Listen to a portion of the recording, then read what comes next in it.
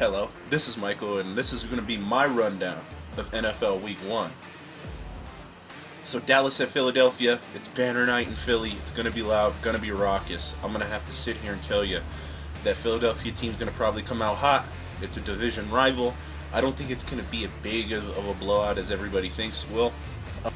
But Philadelphia on a banner night in front of that crowd, in that stadium, earthquake.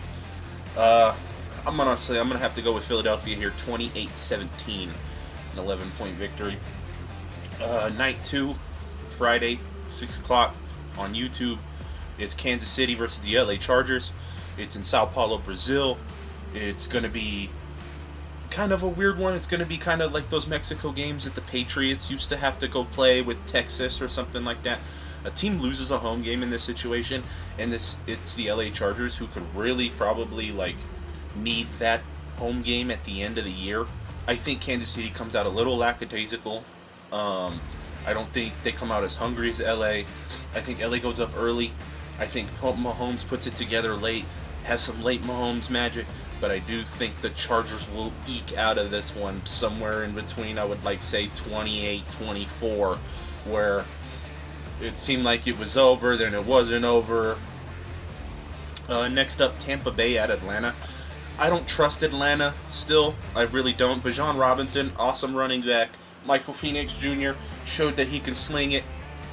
But Baker's got Tampa moving like a well-oiled machine ever since getting there, and I don't see that stopping this Sunday in Atlanta. I'm going to probably take Tampa here by at least 2 touchdowns. Next up is Cincinnati at Cleveland. If Cincinnati has any sense of emergency when it comes to this roster and who they have on it, they got to come out here and put a beat down on Cleveland. Cleveland is nowhere near their league.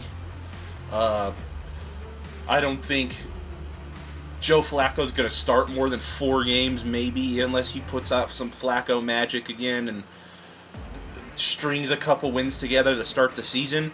I don't see much coming out of Cleveland until probably Gabriel or Sanders is in there. Miami at Indianapolis. This one's a little weird because you could get rookie year Anthony Richardson, or you could get last year's Anthony Richardson. And we don't know which one we're going to get. We really don't know with this Colts roster how well it's going to perform. It's a coin flip. Give me Miami. This pick is really weird. It could flip. It could, Indianapolis come play with their head on fire. But right now, give me Miami 21-10. Carolina at Jacksonville. I'm going to take Jacksonville here. Travis Hunter being the starting wide receiver and backup DB. Trevor Lawrence has something to prove. And Carolina, really, your best option went back to Minnesota. I mean, Hunter Renfrow's only going to get you so far. Give me Jacksonville, and probably 17-7. Las Vegas in New England. I believe this is the biggest coin flip game of them all this week. You've got Geno Smith and Pete Carroll coming into an organization they're not used to, but they're used to each other and how they play. Along with New England, you have a brand new, well, he's not brand new, but you have a proven coach. I mean, he beat Tom Brady and Bill Belichick in the playoffs.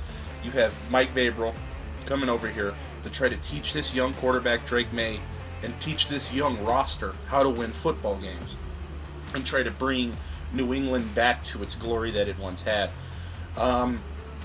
The true 50-50 here, I'm going to have to take the home team spread.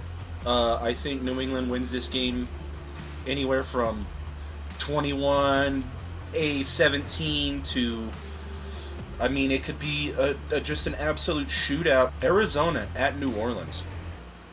Arizona should walk in here and beat the brakes off the New Orleans Saints. I personally think the New Orleans Saints are the worst team roster-wise, talent-wise, head coaching-wise in the league. This team missed in the draft. they just have missed all over the place. How they handled the Derek Carr situation, horrible. Pittsburgh at New York. I think if there's going to be one game it's up for and goes, I need to have a classic performance, it's going to be this one. I think Pittsburgh goes in there, puts on a defensive showcase, lets Aaron Rodgers control the clock like he knows he wants to. I think the Pittsburgh Steelers walk out of MetLife with a win, and that win's going to be kind of on the lower half. I would say 17-6, something like that. But they're going to let Aaron Rodgers eat out there. The Giants at Washington. Russ is starting for the Giants. It's his first start. And they are going into a dog's house. I mean, Jaden Daniels is an absolute beast, and he proved it last year. Washington just re-signed their wide receiver, Scary Terry. So both sides of this coin are happy. They're coming in off a wonderful run in the playoffs. Give me Washington in this one. This one's not exactly the hardest game to pick. Tennessee at Denver. Tennessee made big splashes in the draft, but that is not going to be enough to get over this Denver team with Bo Nix and PS2 and Cortland Sutton. It's that Denver offense is a powerhouse, and that defense doesn't slack either. Give me Denver in this one. San Francisco at Seattle. This comes down to if Sam Darnold can find that magic he had last year versus is CMC going to stay healthy for the 49ers. I'm going to take San Francisco in this one. I mean, it's going to be a close one. I'm expecting 21-24, and I'm like last second score. But I think San Francisco takes this one. Detroit at Green Bay. Contrary to popular belief here, I don't think Detroit can win on the road. I think Green Bay walks in here on a 2 o'clock game in Lambeau. It's rocking. It's week 1. It's a divisional opponent. Jordan Love, Josh Jacobs, they're going to come out here. I think they're going to put on a show. That game's going to end. It's going to end a little ugly. I think they're going to probably put a good, decent 31 on them to like 17. I think Green Bay comes in a little hot. Houston at LA. This is another really tough pick because you've heard the rumors about Stafford coming in injured. No Cooper Kupp. But you can't take the dog out of Puka Nacua. But I think Houston has way too much speed.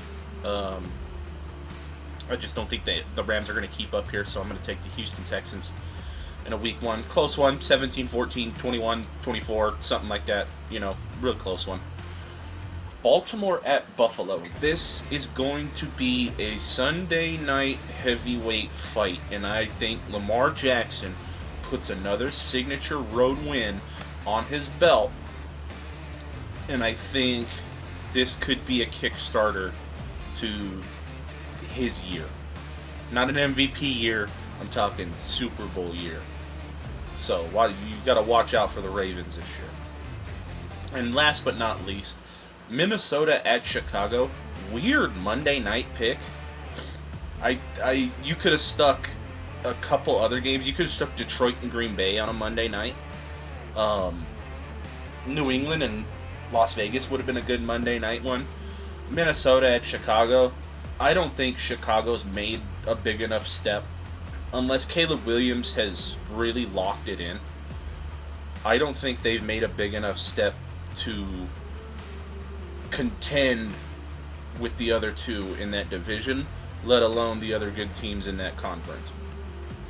Minnesota has taken a step back, but also a step forward in a way, getting Adam Thielen back, but also losing their quarterback who took them to the playoffs. But you gotta trust your rookie, I suppose. It's a very interesting season coming up for the Minnesota Vikings, because it really can only go one of two ways. It can go really, really good or really, really bad. And depending on what you consider really, really bad, you guys, you made the playoffs. Will you this year with that quarterback? Who knows? That remains yet to be seen. I'm going to take Minnesota in this one at Chicago. Like I said, I don't think Chicago's taken a big enough step yet to even have the benefit of the doubt at home in a week 1. Yeah, so there's your predictions. There's my predictions for NFL Week 1, and I hope you enjoyed it. See you next time.